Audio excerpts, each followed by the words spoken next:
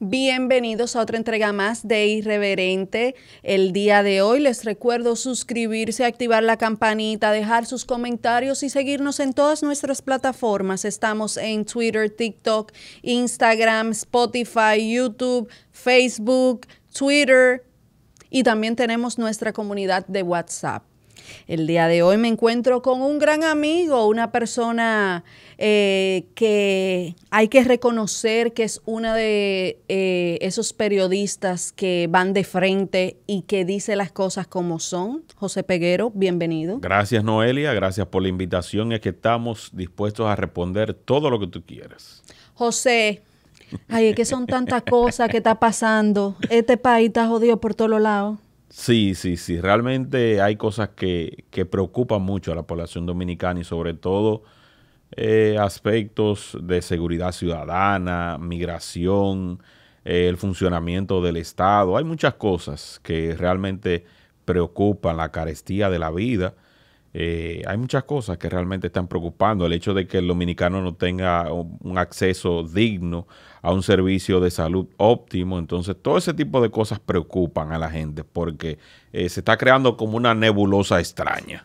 Mira, justamente eso veía ayer. Hace 2 días denuncié de un señor mayor que estaba en el hospital Antonio Musa en San Pedro de Macorís y que no había cama para atenderlo. Y ningún otro hospital allá, ni el Oliver Pino, ni ninguna clínica privada tenía los recursos necesarios para atender a ese paciente. Y ese paciente murió esperando una cama.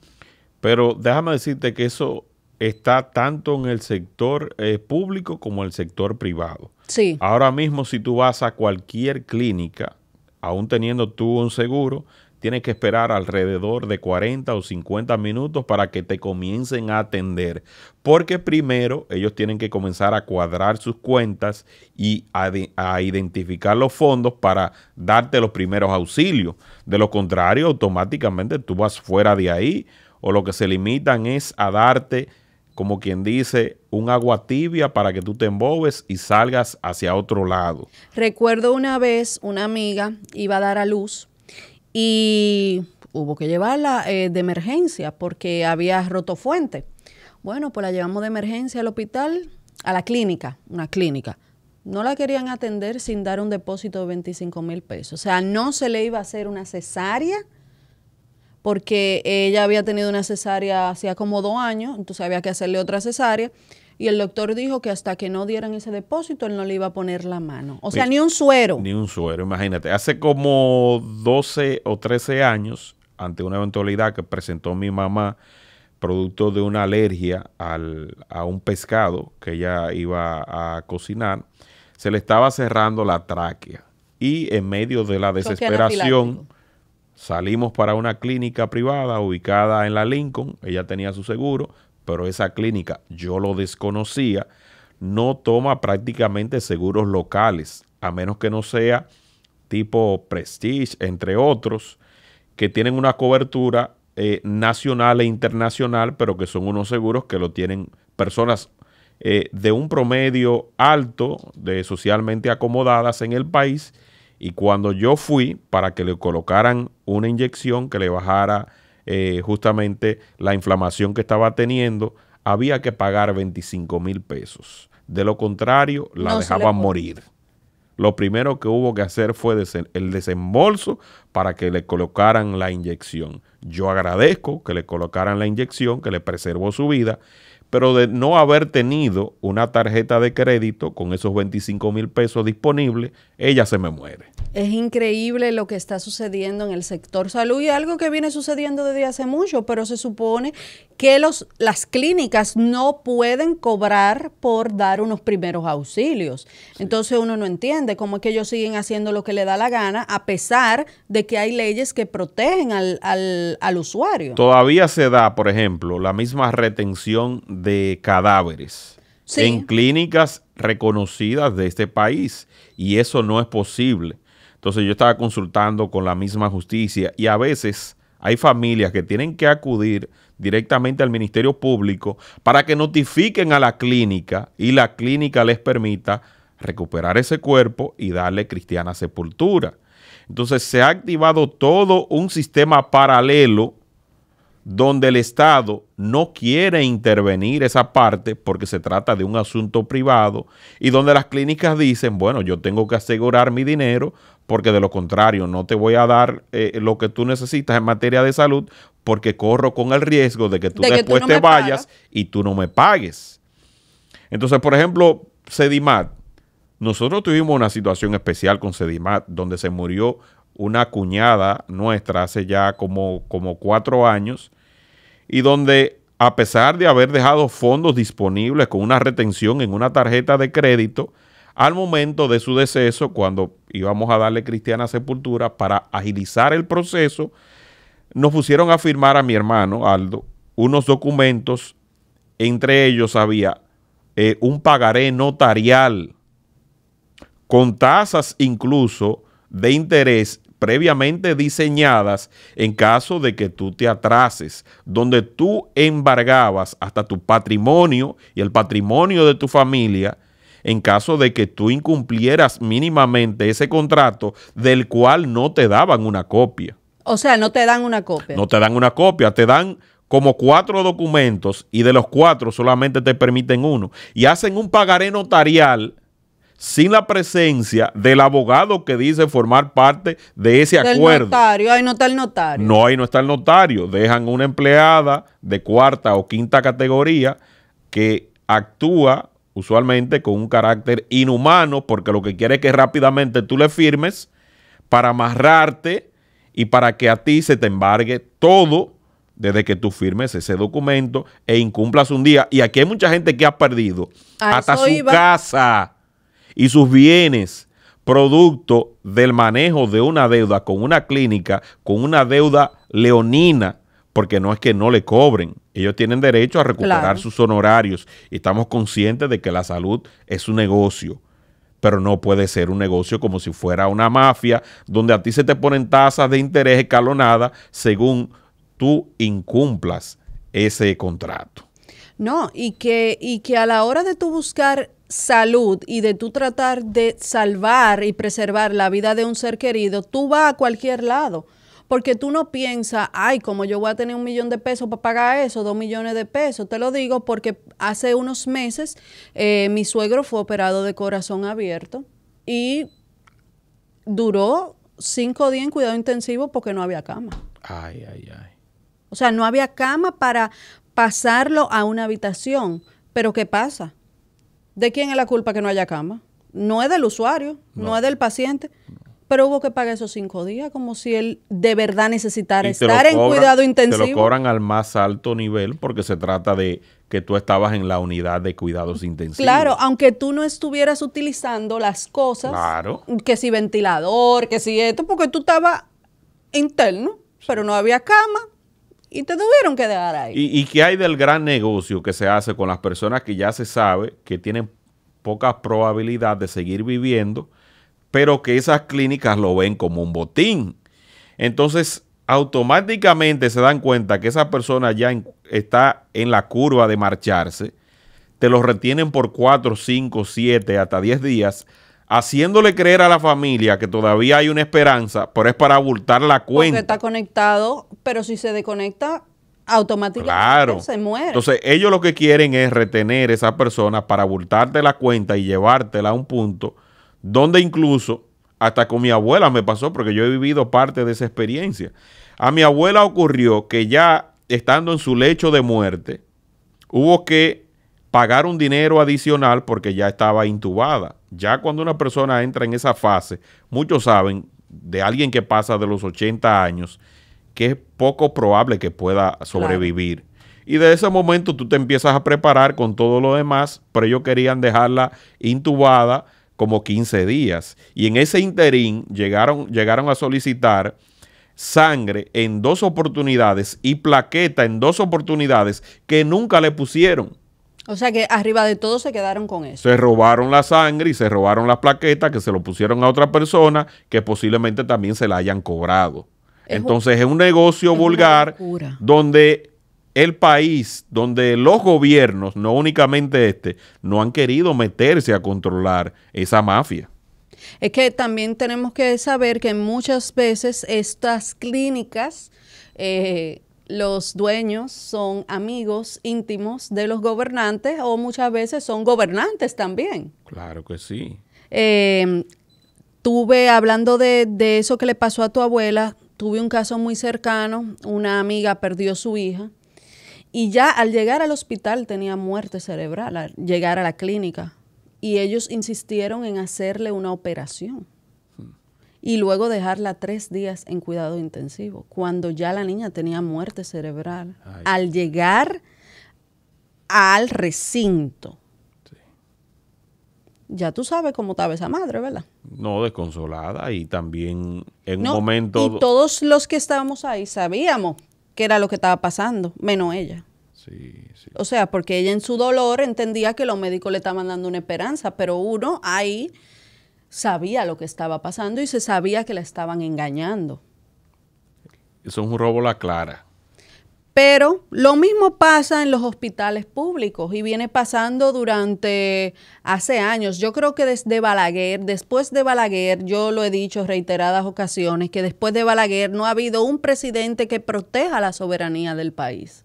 Ese fue el último centinela en ese sentido. Después de ahí se flexibilizó mucho y empezaron a dejar que desde Haití fueran invadiendo directamente a la República Dominicana. Pero también a Balaguer, que hay una parte que mucha gente no recuerda, él trajo muchos braceros procedentes de Haití. E incluso por ahí hay muchos coroneles que se mantienen en silencio y que no quieren dar la cara, altos oficiales que formaban parte de toda una estrategia para que esas personas fueran empleadas aquí en la República Dominicana en los campos azucareros, algo que había hecho Trujillo también en un tiempo, sí, donde pagó una cantidad determinada a un presidente haitiano para traer hasta aquí a esos braceros. O sea que eso viene, es cierto que él tenía control hasta cierto punto, pero también le hacía una doble jugada al traer esos braceros a trabajar directamente aquí en el país. Claro, pero donde uno dice que fue el único que respetó y protegió la soberanía del país es porque no es lo mismo que vengan, por ejemplo, del sector agropecuario, del sector construcción y digan, mira, tú sabes que necesitamos 150,000 haitianos, sí, para que trabajen en construcción, y venga el sector agropecuario y diga, yo necesito 85,000, ya se busca esa cantidad de personas, pero aquí lo que hay es una mafia en la frontera que el mismo periódico nacional, yo lo he mencionado en varias ocasiones, denunció que llegan ambulancias desde Haití hasta la maternidad Altagracia, hasta el hospital de Verón, o sea, atraviesan la isla entera y nadie sabe nada. Sí, no, y si tú ves, o sea, aquí se está dando una situación en la que nosotros los ciudadanos, los que estamos produciendo, estamos pagando a los extranjeros, a los haitianos para que los atiendan. O sea, no podemos seguir nosotros y no se puede aspirar a una reforma fiscal sabiendo que el pueblo dominicano en ese instante está cargando pesado con todo lo que tiene que ver con educación y también con el tema de la salud.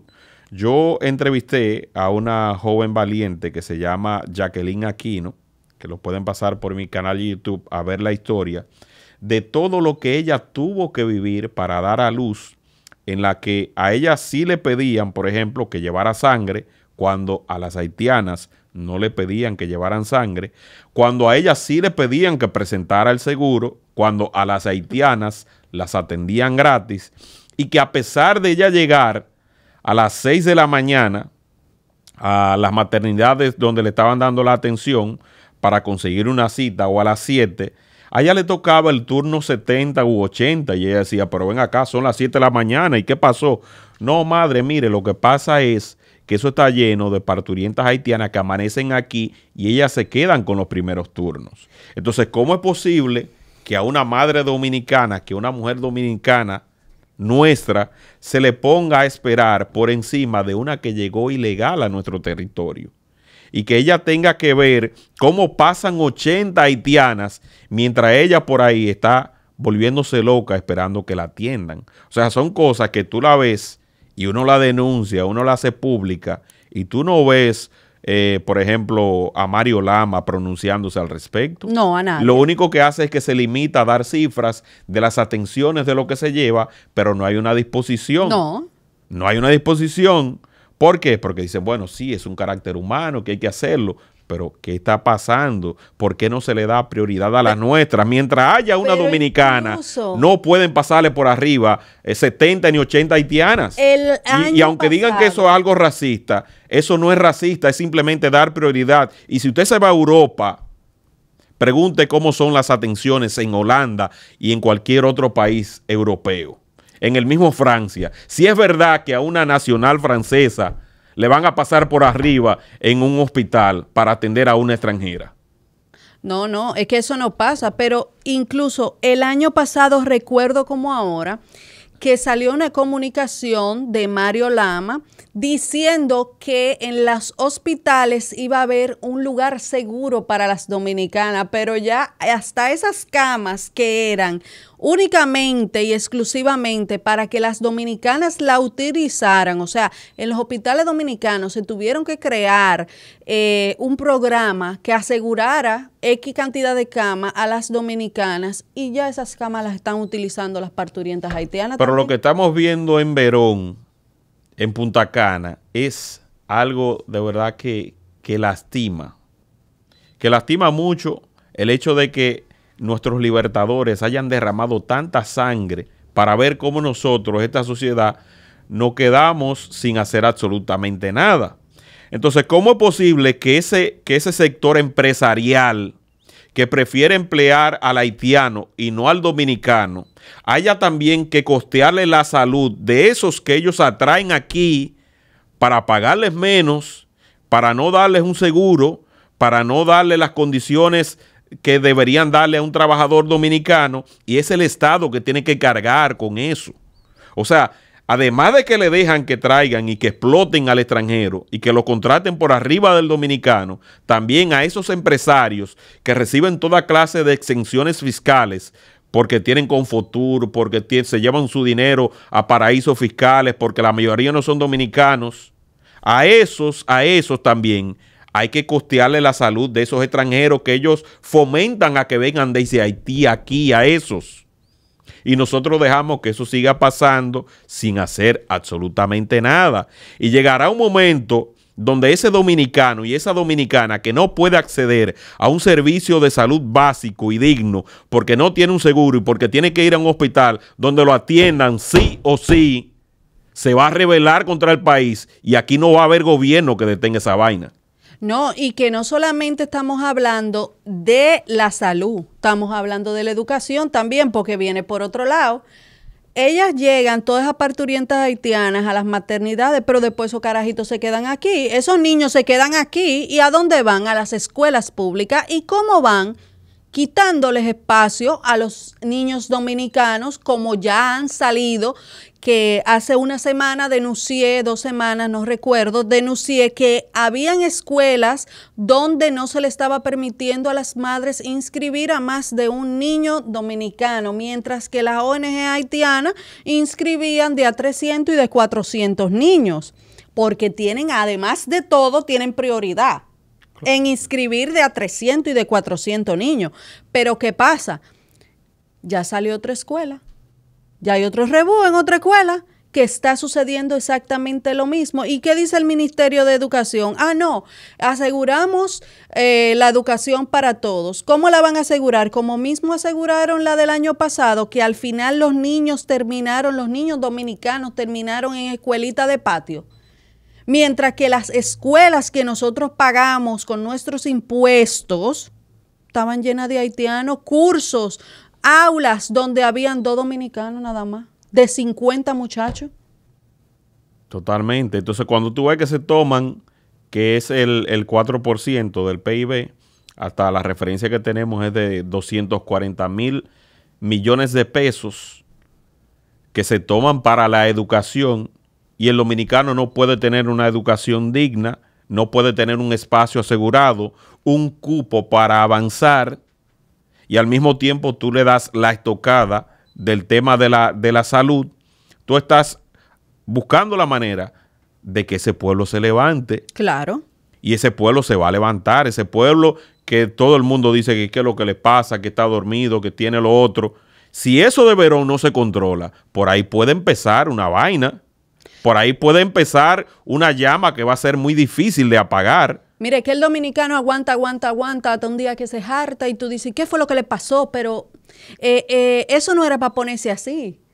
Pero es que ya tiene años aguantando ver cómo lo dejan de lado y cómo suplantan la identidad del dominicano, porque no es solamente que están en los hospitales, que están en las escuelas, es que también están borrando lo que es la dominicanidad y culturizando ahora desde el Ministerio de Cultura, que hay que decirlo, es uno de los partícipes de que aquí se suplante la identidad y el folclore dominicano.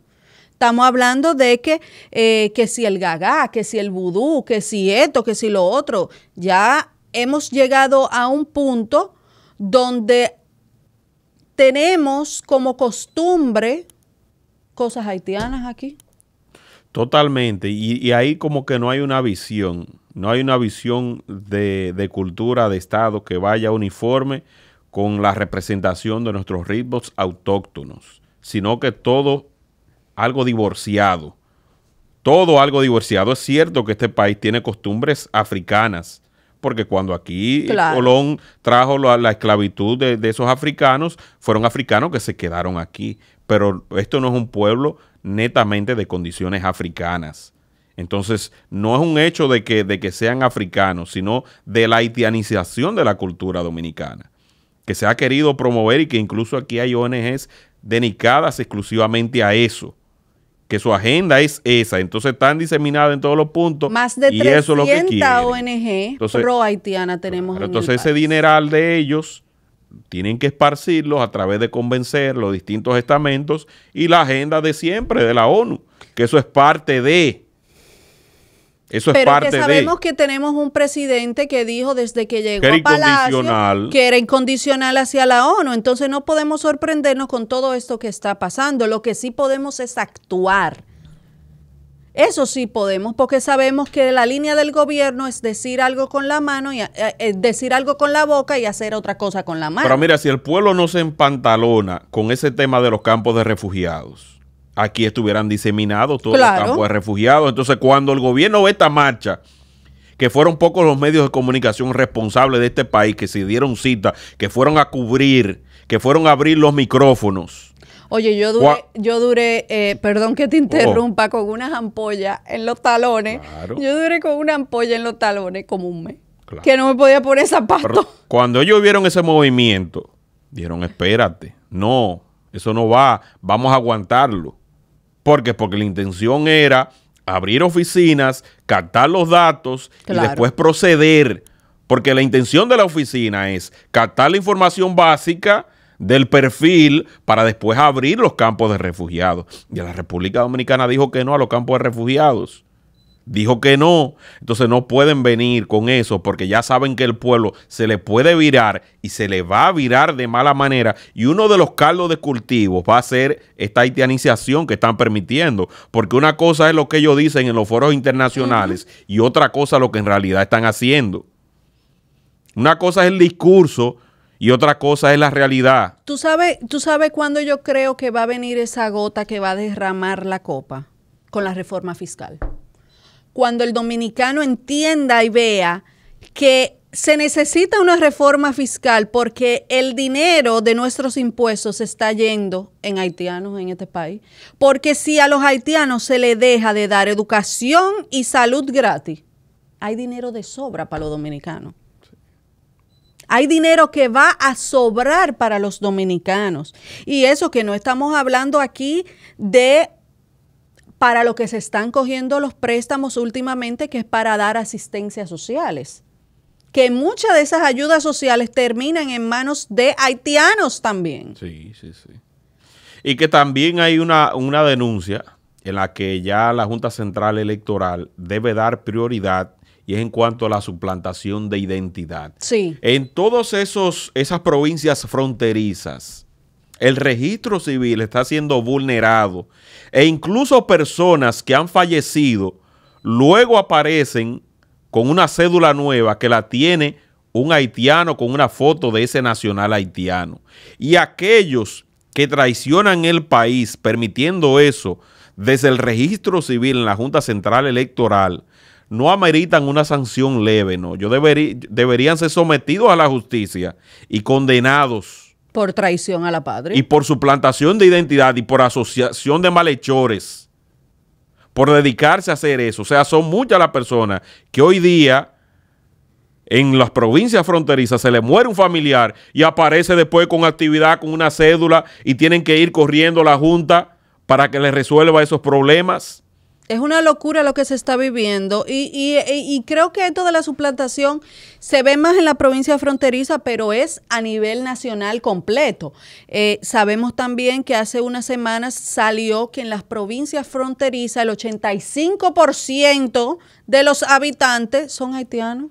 Pero mira. O sea, ya la provincia fronteriza para los dominicanos es como cuando tú haces turismo para otro país. Claro. Tú eres turista en tu propia tierra. Te digo lo que pasó, que aquí en el año 2003 se implementó la Ley de Desarrollo Fronterizo, que lo único que ha servido es para que muchos empresarios que no operan sus industrias en las fronteras se hagan ultra ricos beneficiándose de exenciones fiscales con las cuales compiten con otros con una desigualdad abismal.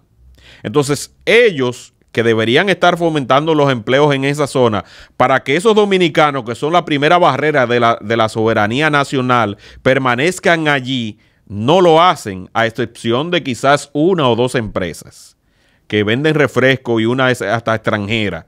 Esa cumple porque esa tiene los trabajos allá. Entonces, ¿qué hace eso? Que los dominicanos que viven por ahí tienen oportunidad de empleo y si acaso viene el extranjero, se queda por ahí mismo, pero no viene al país a demandar los servicios de salud ni demás.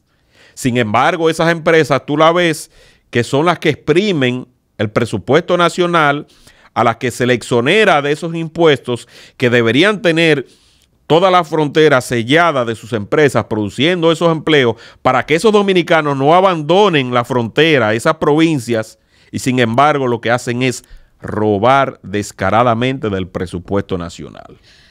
¿Tú crees? Ahora vamos a conectarlo con un tema que ha estado en la palestra pública por mucho tiempo. Ya tenemos como 8 años hablando de lo mismo y es del tema de la falta de pudor y dignidad que hay en los medios de comunicación. ¿Tú crees que el gobierno por abajo impulsa este tipo de programas para hacer una cortina de humo y que la gente se distraiga de lo que realmente está afectando el país, como es el tema de la haitianización, el tema de la incondicionabilidad hacia la ONU, que no solamente viene ligado con el tema de los haitianos, sino de agendas LGBT, de ideología de género? ¿Tú crees esa teoría de esa cortina de humo, de que el gobierno es el mayor partícipe y promotor de este tipo de programas para idiotizar al ciudadano dominicano? El entretenimiento tiene su propia agenda, porque yo conozco más o menos cómo funciona ese mundo, la farándula y demás. Y no me avergüenzo, el que me quiera decir farandulero, muy bien, bienvenido sea. No hay ningún problema en ese sentido. Somos faranduleros en algún momento. Pero ¿qué ocurre con ese tema del entretenimiento? Es que la propia dinámica en la que se desenvuelven los programas de actualidad, los famosos de la plataforma que todo el mundo conoce, que son ampliamente conocidos y los que captan la mayor parte de las visualizaciones, es que ellos poco a poco, como funciona por ejemplo con cualquier músculo, si tú te ejercitas, tú vas a tener mucho más fuerza y demás. Claro. Entonces ellos fueron viendo que había un hueco en la Comisión Nacional de Espectáculos Públicos y Radiofonía y un descuido. Entonces ellos fueron soltando ese músculo en la medida que los gobiernos no hacían absolutamente nada con la comisión, que todo partió siendo responsable a partir del hecho de que a Álvaro Albelo se le permitiera en la Z101 hacer lo que él quisiera y decir lo que él quisiera. Hasta ese punto, la Comisión de Espectáculos Públicos y Radiofonía se respetaba, porque todos sabían que podían venir sanciones, y aunque fue creada en 1961, todavía, o sea, le tenían respeto porque sabía que se podía actuar y que en una época fue utilizada como un mecanismo de censura. Pero sabían que habían reglas allí y la gente respetaba el buen comunicar. ¿Qué pasa? Después que se le dio esa licencia y que a un presidente de la Comisión de Espectáculos Públicos se le hizo ir a devolver la autorización para que Alvarito, que había sido suspendido, volviera a la radio y para que públicamente le pidiera excusas, todos los demás que estaban en la Radio Nacional dijeron, pero si él puede, yo puedo también. Claro. Entonces ahí partió esa libertad abusiva de expresión. Yo creo que libertinaje. O libertinaje, donde todos, bajo el entendido de que Alvarito podía, también se sumaban a esa tendencia. Entonces, como Alvarito no fue sancionado, a mí no me pueden sancionar tampoco.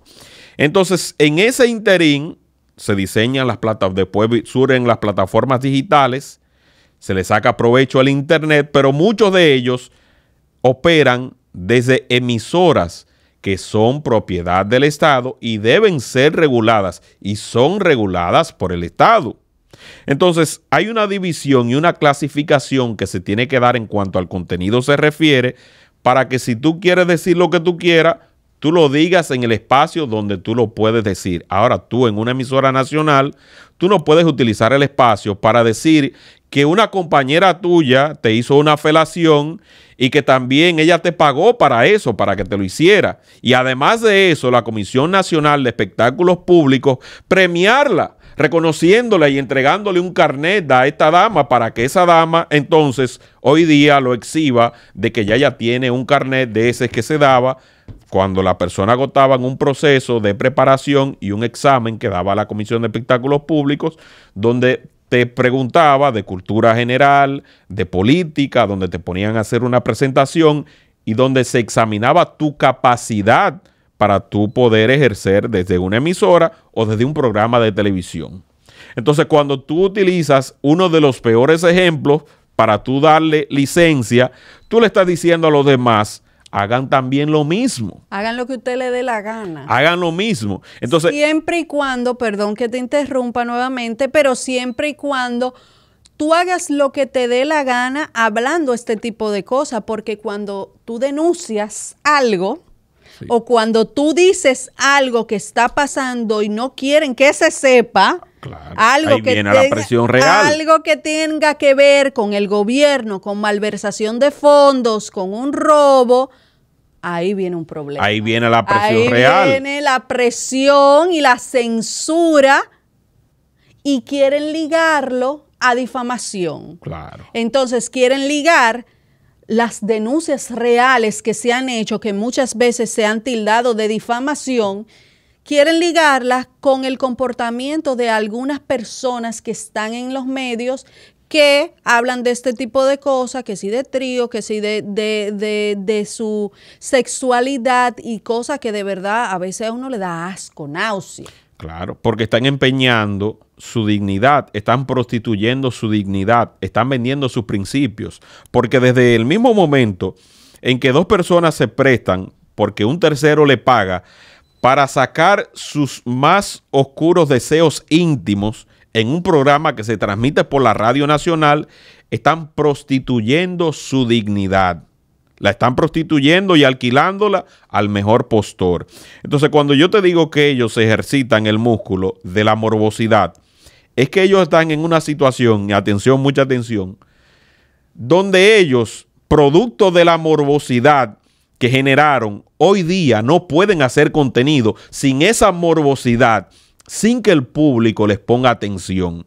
Entonces ellos dicen que es censura, pero es porque ellos no quieren bajarle a la morbosidad que ellos tienen, donde día y noche, las 24 horas del día, usted se desayuna, come y cena, escuchando todas las intimidades de cómo ellos, entre ellos se reparten las mujeres, de cómo las mujeres le toman el marido prestado, de la manera que lo hacen, de dónde lo hacen, cómo lo hicieron, toda clase de insultos, porque ellos ya no pueden generar contenido si no es con esa dinámica. Entonces, por eso hablan de censura y le meten el componente de censura, que no quieren censurar, que aquí, qué sé yo, que no mezclen una cosa con otra.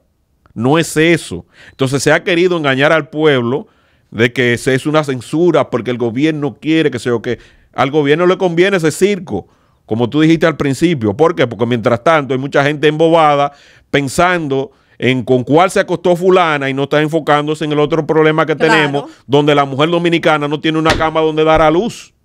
Así es. Es lamentable lo que se está viviendo en este país y yo creo que antes yo recuerdo cuando era pequeña que los programas decían, este programa es clasificación B, este programa es clasificación A. No es que tú dejes de decir lo que tú vas a decir, pero debe de haber una regulación de horario donde tú lo vayas a decir, porque no es lo mismo usted decir que usted hizo un trío a las 8 de la mañana o a las 7:30 de la mañana cuando usted está llevando a sus hijos para el colegio, que a veces no es ni siquiera, como yo te decía ahorita, que no es ni siquiera que tú estás escuchando la emisora, es que tú estás buscando y cambiando el dial para buscar algo y de repente tú cambias y sale con que yo hice un trío y tú con los dos carajitos atrás sentados. No, que digan que el trío es lo de menos. O sea, cuando tú te pones a escuchar en detalles la conversación. Es peor de ahí, es peor de ahí. Es una cosa que realmente. No lo vamos a repetir. No lo vamos a repetir, pero son cosas que realmente son fuertes. Es asqueante. Entonces, son fuertes. Entonces, no queremos ser más papita que el Papa, ni queremos aparentar más serio que nadie, pero cada cosa en su lugar. Usted quiere su plebería, quédese en YouTube y póngale un aviso y un disclaimer.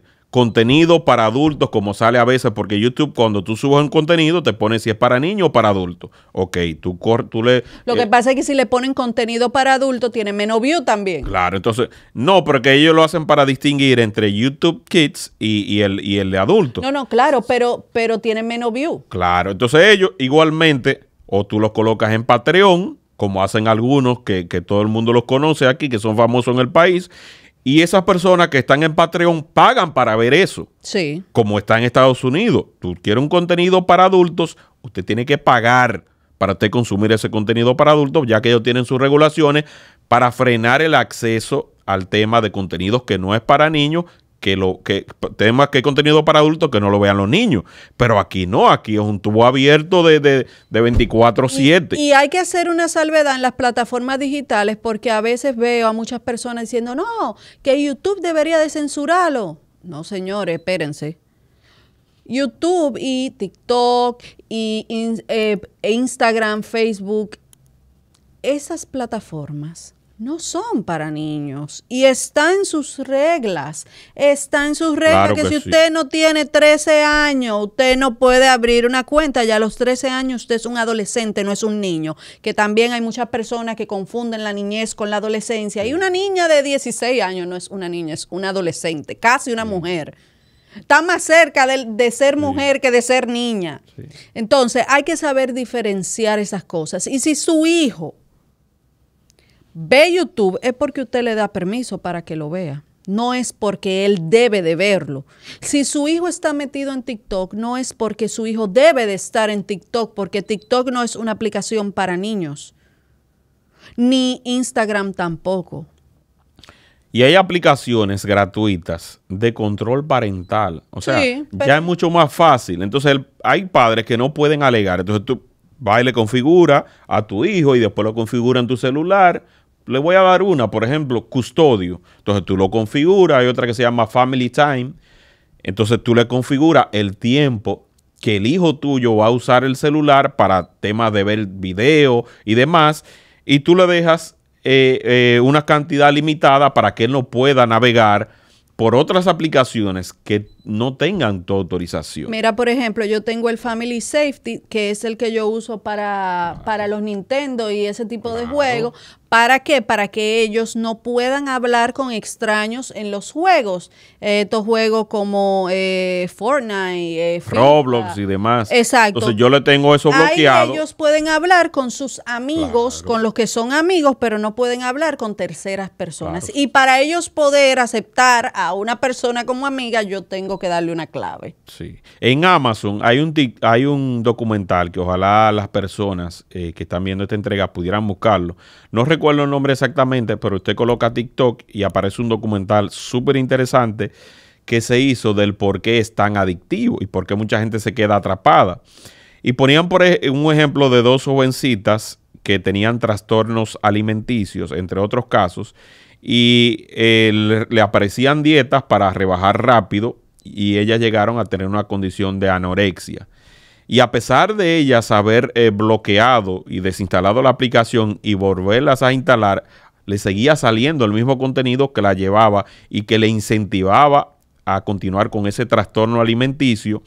Y donde también, entre una de las tantas exposiciones que se hacía, es que ellos toman, cada vez que tú autorizas la cámara, micrófono y todo, ellos van analizando tu expresión facial y según tú reaccionas en la medida que tú estás dando scroll a ese contenido, ellos empiezan a recomendar y a descartar el contenido que te va mostrando. Mientras más tú te ríes, mientras más feliz tú estás, más eso te va a salir independientemente de si tú le das me gusta o no, o si lo compartes o no. Por lo que los padres tienen que tener mucho cuidado en ese sentido. Así es. Ya para finalizar, Peguero, te quiero preguntar algo, porque yo sé que tú has sido uno de los que has cuestionado más a este gobierno, y es el tema de que se acerca el 16 de agosto, se acercan los decretos, se acercan los nombramientos. ¿Cuáles crees tú que deben de ser los primeros 3 ministros en ser destituidos de esta gestión? El primero, sin duda alguna, debe ser Seara Hatton de Medio Ambiente. Yo estoy de acuerdo. Yo creo que para mí, en lo personal, yo creo que él llegó ahí para cumplir con una agenda que era de destrucción del medio ambiente del país. Esa es mi convicción. O sea, no para proteger. Y él llegó en un momento donde se tenía que dar continuidad a una serie de permisos medioambientales que no se aprobaron cuando estaba allí Orlando Jorge Mera. Entonces había que darle paso a esos permisos que no salían cuando Orlando estaba allí y vieron la oportunidad en este hombre que se prestó para una de las mayores destrucciones en cuanto al medio ambiente se refiere. Está el caso de los Haitises, está el caso de Constanza, está el caso de Montecristi, de Sabana Grande, de la Duna de Baní. O sea, si tú te pones a enumerar la cantidad de casos que se han dado, cómo se permitió también, eso viene desde previo a su gestión en este país, la instalación de esas barcazas de Asua. Así es. Entonces lo que se tiene aquí a medio ambiente es como un botín vulgar para depredar el país. De cómo nuestras áreas naturales hoy día están comprometidas a nuestros parques nacionales, sabiendo que la mayoría están llenos de haitianos, haciendo conuquismo, porque todo el que iba hacia Samaná y pasaba por la carretera, veía cómo los haitianos salían a vender las auyamas y los aguacates en la misma cárcel. Entonces tuvo que meterse el jefe del ejército para sacar a esas personas de esos parques nacionales, porque no hay forma de que el medio ambiente tuviera el control. Otro que debe salir de allí es Chu Vázquez. Horrible lo de Chu Vázquez. Yo creo que es la peor gestión que ha tenido este país de un ministro de Interior y Policía, ha sido la de Chu Vázquez. Ha sido deficiente. En todos los sentidos. Muy malo en todo el sentido de la palabra. Muy malo. El otro que se deben llevar de ahí de golpe y porrazo y no ponerlo ni siquiera por ahí como hacen, porque ahora lo que hacen es que copiaron el mismo libreto de Danilo Medina y de Leonel. No votan a una gente para su casa, no. Hay que ponerlo con una cartera por allí donde se queda con todos los cuartos del mundo. Y haciendo toda la marralla del mundo por ahí atrás, sin cartera, pero con una maldita cartera de este monto. Cartera para los pendejos. Entonces, óyeme, sin cartera para los pendejos. Entonces, el de deportes, ese es otro abusador que también tiene que salir de aquí. Ese es otro abusador que tiene que salir de aquí. ¿Dónde están los logros en materia deportiva de la República Dominicana? Hacer canchitas, muy bien, que en los barrios se están instalando las canchas de basquetbol para que la gente juegue. Pero fuera de ahí, ¿qué ha hecho ese individuo? Nada. Y si no fuera por fundaciones como Creso, que tuvo que meterse la parte privada. No me están financiando esta payola, pero la realidad es que hay que decirla. Claro. Si no fuera como fundaciones como Creso, nosotros no tuviéramos una medalla, no tuviéramos ahora mismo. Claro, pero ve a ver la condición si se resolvió el tema del olímpico. Nada, donde los atletas nuestros de alto rendimiento, cada cierto tiempo lo que tienen es que salir a exprimirse y decirle a la sociedad, miren, me está llevando el diablo, ayúdenme. ¿Dónde está la alimentación que tienen que tener? ¿Dónde están los entrenadores que tienen que tener? ¿Dónde está el cuidado, el seguimiento que tienen que tener? Y el deporte, que para mí el deporte es una de las cosas más importantes, porque es la única cosa que puede ser un hobby para esos muchachos que están en la calle y que usan como hobby la juca, el teteo, están en la 42, bailando hasta las 8 de la mañana del otro día. El deporte los entretiene, le da educación, le da reglas, lo guía por un buen camino. Claro, yo quisiera que este país diera 5, 7 Marileide y Paulino. Claro. Pero tienen que crearse las condiciones. El Estado, a través de ella misma, que ya conoce la estructura, que está en la élite mundial del atletismo. Entonces vamos a examinar a esta muchacha y le va a decir, ven acá, vamos paso a paso a revisar tu modelo y vamos a implementarlo porque se pudo hacer, por ejemplo, con las reinas del voleibol. Sí. Entonces, los ejemplos buenos, vamos a apoyar esas federaciones. Ahora, espérate, que hay que decir y hay que mencionar que el tema de las reinas de voleibol es también un financiamiento privado. Sí. Es un financiamiento privado y el jefe de Norseca, no recuerdo su nombre. Cristóbal Marte. Ese hombre mete mucho dinero de su bolsillo para que esas mujeres coman y que esas mujeres coman bien, entrenen bien, que si no fuera por ese hombre también no tuviéramos reina del Caribe tampoco. No tuviera la gloria. Entonces, lo mismo ocurre, por ejemplo, con el béisbol. La República Dominicana debería tener ya hace tiempo, aunque me digan lo que me digan, producto de los mismos que se benefician del gran negocio privado, debería tener mejores estadios. No es que ahora nosotros vamos a tomar los fondos de nuestros ahorrantes para construir el estadio a los que se benefician de no pagar la luz, porque la mayoría no paga la luz, y se benefician del gran negocio del béisbol en la República Dominicana, que para ir para Estados Unidos ahora hay que buscarle a 2 equipos $1 millón.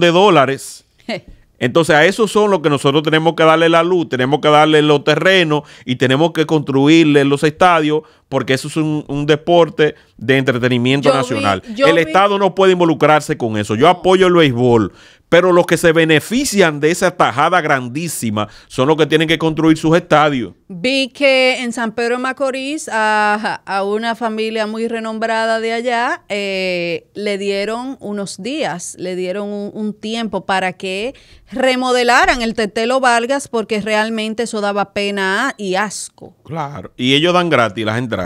No la dan gratis ni la van a dar gratis. Al contrario, al principio. Y ellos regalan la transmisión, los derechos de la transmisión. No, al principio de la temporada las taquillas están a un precio, pero tú ves que si están ganando y si han ganado 3 y 4 juegos, la suben, la van subiendo la taquilla. O sea, si están ganando y están en segundo lugar, vamos a subirle de 200 a la taquilla. Claro. Y cuando tú vienes a ver, tú estás pagando el triple por la misma taquilla que tú hace un mes comprabas y entraba a palco en primera fila. Sí, es cierto. Entonces, es increíble el negocio. Entonces un negocio que deja tanto no es para que se le siga regalando tanto. Pero y sobre todo familias adineradas. Sí. Las dueñas de esos equipos aquí son familias multimillonarias. Multimillonarias, que no se les va a regalar estadio de béisbol. Contrúyalo con ustedes con su dinero. Ahora, lo que sí yo estoy de acuerdo es que la Lidom le diga, oye, si tú no me remodelas este estadio, usted esta temporada no juega. Claro, tiene que poner eso sí, yo estoy de acuerdo, pero sabe que vamos a agregarle 2 personas más, 2 funcionarios más a la lista, porque yo creo que Milagros Germán se tiene que ir de ahí, porque desde Cultura lo que se está haciendo es promoviendo la haitianización del país, eliminando el folclore dominicano, no solo eso, promoviendo la ideología de género desde el Ministerio de Cultura, promoviendo a las feministas y brindándoles plataformas para que ellas expresen su odio y su misandría, el odio hacia los hombres. Entonces, ya nos dimos cuenta que Milagros debió de quedarse en Chévere Nights hace mucho tiempo. Ahí ella lo hacía excelente. Una persona súper talentosa en los medios de comunicación, porque no se le puede quitar la cosa. En su trabajo como comunicadora ella es excelente. Ahora, en su trabajo como funcionaria no tengo una palabra para describirla, realmente. Y entonces la quinta, ¿quién sería? ¿O el quinto? Tú sabes que después de yo analizarlo y hablarlo contigo, desde el principio del programa, yo creo que debe de ser Mario Lama. Creo que debe de ser Mario Lama, porque la forma en que se están manejando los hospitales públicos de este país da pena y vergüenza. No hay cama. Sí. Entrevisté a unos miembros de una fundación que ahorita se me escapó decírtelo, el año pasado, una fundación muy linda que ayuda a adolescentes embarazadas en Santiago. Y ellas me comentaban en la entrevista de que cuando ya llegó la hora, ellas las ayudan en todo su trayecto, desde que saben que están embarazadas, le dan las clases de todo, cómo ser mamá. La enseñan a cómo ser mamá y a que no descuiden sus estudios, la inscriben en las escuelas. Y ya cuando van a dar a luz, les regalan una canasta, como siempre se hace, con las cosas esenciales. Y una de las cosas esenciales, o algunas de las cosas esenciales que tienen que incluir en esa canasta, es hilo para coser. ¿Cómo va a ser? Hilo para coser, puedes buscar la entrevista. Está aquí en Falla Media. Hilo para coser, sábanas, porque no hay sábanas en los hospitales. Lysol, que no nos está patrocinando, para que desinfecten los colchones, porque como no hay sábana. Imagínate un país con tantos recursos. Entonces yo entiendo que por cómo se han manejado los hospitales y después de todos los escándalos que han habido, porque debemos de recordar los escándalos de todos los recién nacidos, muertos, la maternidad de los Minas. Yo creo que Mario Lama debe de ser destituido. La maternidad, sí, recuerdo. Creo que ese debe de ser el quinto, y esos 5 deben de ser los primeros que deben de ser destituidos y no tener ningún cargo en el gobierno, jamás en su vida, que se vayan a su práctica privada y hagan lo que le dé su gana en sus consultorios y en sus oficinas, pero no en el manejo del Estado con el dinero de todos nosotros. Ahí está, bueno, sí, tienes razón. José, muchísimas gracias por haber estado con nosotros. Gracias a ti por la invitación, Yo espero que vuelvas. Claro que sí, pronto volvemos y puedes estar segura que así será. Me he sentido muy bien. Gracias de corazón por la conversación. Gracias a ti. Y ya saben, suscríbanse, activen la campanita y nos vemos en la próxima.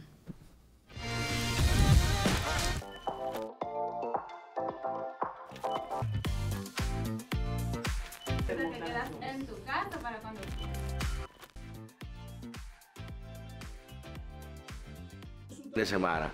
Venimos con noticias que están calientes como nosotros, on fire, siempre. Grano. Sí. Grano incluido. Incluido. O sea, incluido.